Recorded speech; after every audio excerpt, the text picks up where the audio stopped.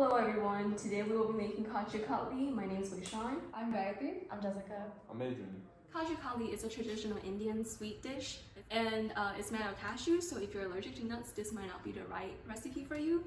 And so let's start with food safety concept first. So in this recipe today, we will be using the blenders. And you need to be careful with the blenders, especially the blades here.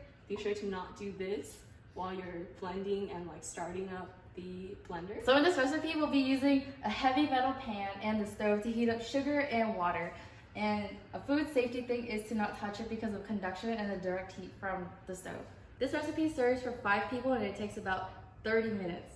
First, we need raw cashews, sugar, water, and butter.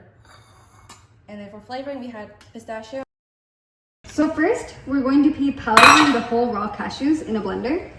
Make sure in this step that they're powdered just until they're coarse but not fine.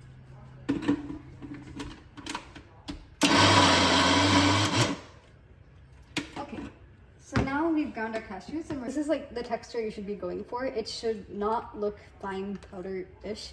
You should have slightly large particles in there and it should look coarse. Now once you've added the cashews, we're going to be adding sugar and water to a thick, heavy bottomed pan.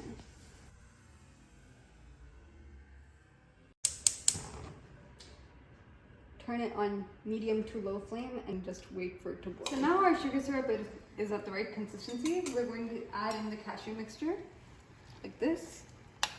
Turn the heat down slightly to medium/low.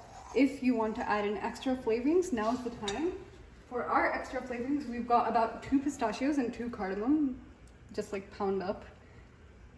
Add in ghee if you want. This is an optional step, but it makes the final product a lot softer.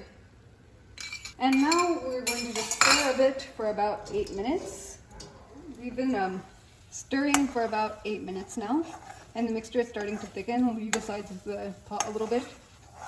In about 30 seconds to a minute from the stage is when you take it out of the heat and put it on a greased surface. So we're going to see that in just a little bit. Once we do that, we're going to leave it for about 2 minutes so it can cool down a bit before we start working with it. So it's been already about 2 to 3 minutes of kneading, and we're gonna roll the dough up to our ideal thickness is 1/4 inch, and you want to ideally have it even on all sides. Thank you for watching.